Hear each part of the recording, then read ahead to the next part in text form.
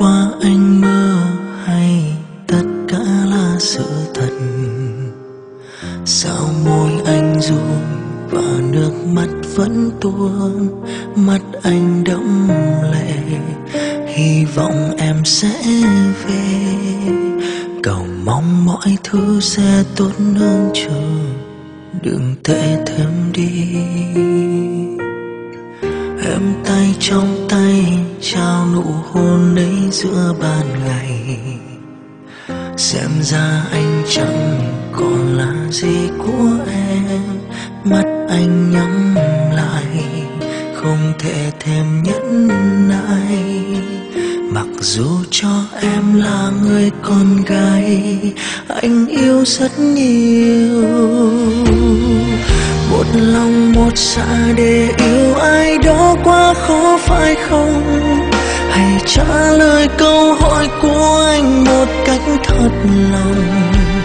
Ngoài người mà em luôn nói là mãi yêu, còn một người nữa, người đó đã biết hay chưa, đã biết bên em đã có anh chưa?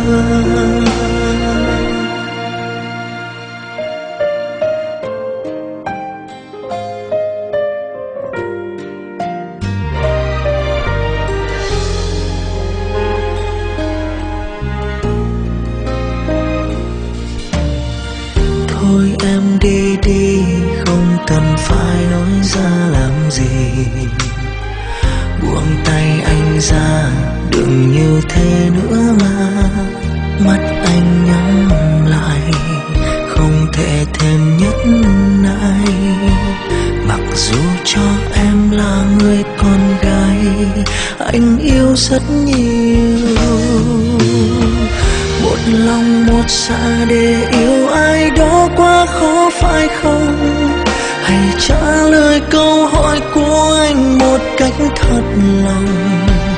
Ngoài người mà em luôn nói là mãi yêu, còn một người nữa, người đó đã biết hay chưa, đã biết bên em đã có anh chưa? Chẳng hiểu vì gì mà anh vượt khốn khó để yêu em, bỏ qua tất cả để em có hạnh phúc êm đềm.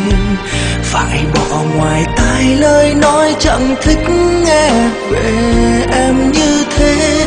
Vậy mà cách đây một ngày, chính mắt anh thấy mọi thứ đổi thay. Chúng ta nay khác rồi, giờ hai người hai lối.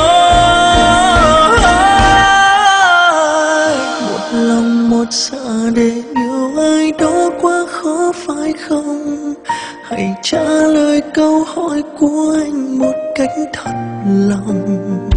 Ngoài người mà em luôn nói là mãi yêu, còn một người nữa, người đó đã biết hay chưa, đã biết bên em đã có anh chưa?